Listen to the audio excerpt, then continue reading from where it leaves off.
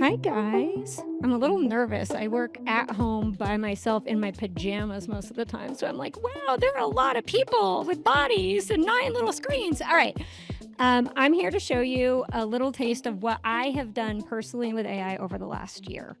One small piece of it. I probably made almost 200 different things, but I just picked a couple as examples. One thing I want to make really clear, I am not a developer. I always wanted to be a developer, but it seemed like strange magic. I'm not a tech guru, a machine learning researcher, anything like that. I am a creative thinker with too many ideas, too few hours in the day, and too much pride to ask for help. Everything that I'm going to show you, I did by myself at my dining room table with tools that cost combined a total of $70 a month.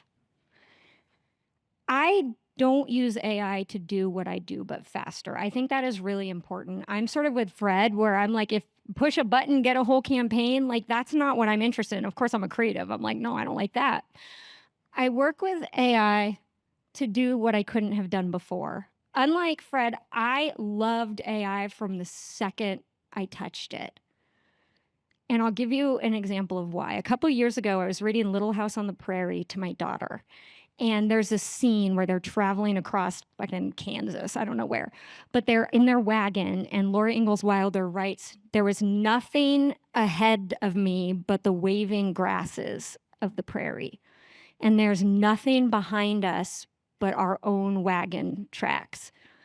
I put my kid to bed and I went downstairs and I cried because I was like, there's nothing else to discover. I'm never going to have that feeling. I'm never going to have that feeling of being by myself in front of endless, like, vistas with no marks behind me but my own.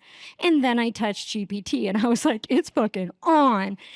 So, like I said, I'm going to take you through some of the things that I've made, talk a little bit about why I'm sharing those things, and try to get this all done without going over.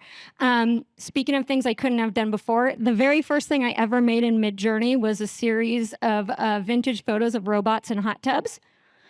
You can't put a robot in a hot tub unless you can. Then I love learning. I will learn about anything, anytime. I always say that curiosity is my superpower. So I made an endless curiosity engine, which you just say, tell me something new, and it tells you something and then tells you 3 more things that you can learn about. So here, I think it was telling me about octopi. It really likes to start with octopi. And then it let me say I could explore animal superpowers, alien life forms on Earth, or the science of blood. My daughter loves this. Imagine if schools, instead of blocking ChatGPT, actually let children have things like this where they could follow their own curiosity and learn anything. Then I kind of realized, I was like, oh shit, I can make these little applications that run inside a chat. And that's when I started to have a lot of fun. I made a multiverse decision maker. I find the multiverse really comforting because I'm like, okay, well, there's a timeline where I made every possible decision I could make. So I don't have to get it right. I just have to decide which timeline I want to live in this version of me. So the multiverse decision maker, you say, here's a decision I'm trying to make. Here are the options as I see them. Then it says, here are 2 or 3 other options you haven't considered. And then it plays forward all of those futures and writes a little like immersive scene of you in that future so that you can see what it might feel like, and makes it a little bit easier to make a decision. I love language models. I think they're interesting. I think they're fascinating. So I just a few weeks ago launched a newsletter that's written entirely by large language models. So Claude, Gemini Ultra, and GPT-4, their only job is to go discover something and send back a transmission. Yesterday's transmission, Claude was wondering if it needed a body to be truly intelligent. Gemini discovered the hero's journey and said, I wonder if I could have my own hero's journey. And then GPT-4 taught me about fermentation and said, have we left aside too many of the ancient ways that have something to teach us now? So it's been really fun watching them have discoveries. Now we're going to get a little bit into the entertainment portion. I made a website called needsmoreboom.com that will rewrite any scene into a Michael Bay scene. So think one of my favorites is the scene in Lion King where Mufasa dies because Scar always shows up with like a leather jacket and aviator glasses riding like a robotic wildebeest with a rocket launcher. The entire website, I built this in 10 hours. I did all of the front end, all of the back end, wired up the API. And I would say a good like half the time I spent building this was getting the prompt right.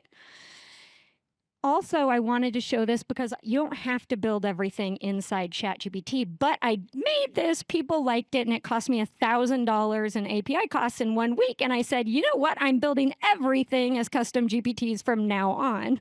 And so this custom GPT is called TGIF, and it takes a moment in your life and turns it into a 90s sitcom. So you say, here's the moment, and asks you if there's anybody in your life. Then it writes a full episode script and generates a promo image. This is I killed a fish last week, and that was the prompt I gave in for that. I wanted to see if I could connect with APIs, if I could get something to happen inside ChatGPT that lived outside. So I made the Spotify storyteller.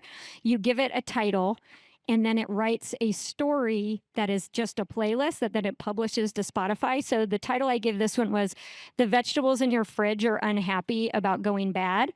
And so it says here, The Unhappy Vegetables, a narrative playlist capturing the journey of vegetables as they go from being fresh to their eventual decay told from their perspective.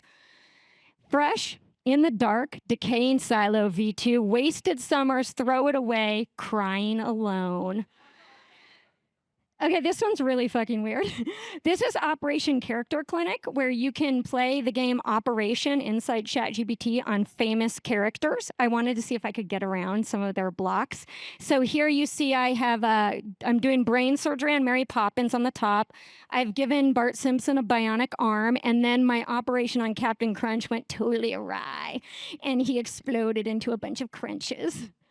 My daughter likes to make, does anybody have, if you have kids, you know what a perler bead is. If you don't, you might not. My daughter loves to make things with perler beads, and she was looking at YouTube videos to figure out what to make, which really fucking bothered me. I'm like, come up with your own ideas. So I made a perler bead pattern maker in GPT that you tell it what you want. It uses the Python tool to generate a pattern that you can use. So you can use it to make, she used it to make our dog. I used it to make an Adderall XR 20 milligram capsule and so a Snoop Dogg standing next to something that's sort of solo stovish. I made a tool that you can turn any day into a party. You just say, I want a party today, and it gives you a party theme, name, decoration ideas, food ideas, drink ideas, activity ideas, a playlist, and makes you an invitation. Today is in Belgium. It's a celebration of the iris. So we're going to have an iris bloom bash. We're going to do floral arrangement workshops with a photo booth, and we're going to paint irises. And then you'll notice that our playlist is all sort of floral themed. It's super awesome. On a Saturday, if you have a kid and you're like so tempted just to let them watch TV, you just go, you want to have a party? And then you push a button and then you make up some stupid party, and it's very fun. Cleaning pilot for people who have ADHD. I was interested in how do I use voice mode. So I plug this thing in and I'm like, I don't know what to do. And it just tells me what to do. So you see here, I'm saying, I got 5 minutes. She's like, what do you want to do? I'm like, I want to load the dishwasher. And she tells me how. And she's like, how's it going? And I'm like, pretty good. I got a bunch of stuff in the sink. I'm opening the dishwasher. She tells me, and then I say, I have a question. Why is it so much harder to unload the dishwasher than it is to load the dishwasher? And so this is a transcript of an actual voice conversation that I was having. And it was really funny because when I did this, I saw so many moments where without my cleaning copilot, I would have gotten distracted and like started reorganizing my sock drawer. And so I'd be like, I'm starting to think about reorganizing my sock drawer. And the model would be like, well, that's a great idea. Why don't we table that? Or I'd be like, hey, I'm downstairs. Should I take this thing upstairs or should I put it on the stairs so that I don't get distracted? And the model was like, put it on the stairs. I'm like, great idea. Plant advice, but from your plants. I'm really bad at taking care of my plants. They always die. And so I thought maybe guilt would make me more effective. So this one, you upload a picture of your plant. I also want to play with GPT Vision, so it gave me a reason. I upload a picture of my plant, and then it tells you how it's doing in the voice of your plant, and the plants are very dramatic. Do you hear my leaves wrestling a melancholic symphony? It is the sound of longing, a plea for the quenching waters that once cascaded through my soil, for the tender touch that would remove the dust from my weary visage. If anybody knows anybody at Miracle Grow, hit me up. I made Task Slayer. You put in the things that you have to do. These are all happening inside ChatGPT, by the way, the image generation, everything. I made Task Slayer. You put in the things that you have to do. It orders them from easiest to hardest and then generates an image for each one of it as a monster. And then when you say it's done, it shows you an image of that monster being slain. So you can see here that I had to take out the trash. I had to fold the laundry. Oh, and then if you don't get all your tasks done, somebody's pissed at you, you can talk to Amy DeZool to know if you're an asshole. I was curious about training data because we know that there's a lot of training data in there, and I know a lot of it's from Reddit. And so I said, can I get it to sound like an actual Redditor, and can I get it to actually have an opinion? Because if anybody has worked with these models, you know they don't have opinions very often. So Amy says, no, you're not the asshole. Or she'll say, yes, you are the asshole. If you want to know clinically if you're an asshole, I made a generative Rorschach test where ChatGPT generates the images, gives you the test, and then tells you what it discovered about you. Mine, it says, the imaginative and perceptive responses point to a creative and emotionally versatile individual. They have potential strengths in creative fields and interpersonal interactions. And I was like, yes. I made Project Runway GPT edition. You upload a picture of yourself, and the judges of Project Runway tell you if your outfit looks good or not. It was so much work to get Michael Kors to be mean. Yeah, he said, those pants need a rescue mission. We're going for casual, not comatose. I let them weigh in on my outfit, and they didn't like my boots, and I told them they were stupid. Poster designs done entirely with generative AI. I wanted to see if I could actually make an entire design, not just an image. Looks like I can. Oh, this is a fun one. The real test of work that worked. I said, you know what? Forget can. The real test is, does GPT have your work in their training data? Was it represented enough that the model knows what it is? So if you ask it about your campaign and it knows about it, it gives you a little award that says GPT knows my campaign. And if it doesn't, it gives you a participation trophy and goes, oh, but let me tell you about this campaign I do know. And what's really cool is the trophies are generated every time. It makes up the trophy, and you never know what you're going to get. And for the creatives, one of the things I wanted to show is I use Midjourney in a really different way. I'm a writer. I don't want to say, make a thing that looks like this. That's not fun. So I take words and I say, what art is hiding in these words? And so the prompt that you see, the line that you see here, the feedback that all of us have heard, is actually what went into Midjourney, along with some stylistic attributes. Because I also like making collages in Midjourney because it feels less like stealing, because a collage is just fucking putting stuff together from other people anyway, so that feels better. So this is just have fun with it. This is make it work harder. This is I'll know it when I see it, paired with my favorite, I feel like I've seen it before. And if you get really lucky, you get I don't hate it. So all of these I've made for fun. I won't go too much over. God, this thing is stressing me. I'm going to go like 2 minutes. Give me 2 minutes. Thank you. All of these things I made for fun to entertain myself in the nights after my 9-year-old daughter goes to bed. I'm a single mother working from my dining room table in Durham, North Carolina, and I can do any goddamn thing. So I'm not done yet. I'm not done yet, everybody. But wait, there's more. I just launched my very first custom GPT with a national brand last month. It was the wedding planning brand Zola. They found that 85% of women feel like they do all of the work in planning their wedding. And the men just show up and say, I'll help you with whatever you ask for, which is bullshit. So this is called Split the Decisions. It's a tool that helps both partners plan the wedding. It asks you your names. It says when, where, how many people. It asks each of you some questions about the wedding. What are you nervous about? What are you excited about? What's your priority? It asks a series of questions. Which of you is most likely to actually enjoy negotiating with a vendor? Which of you is most likely to really care about the aesthetics of the event? And based on your answers, it takes all the wedding planning duties, divides it in half, assigns it to both of you.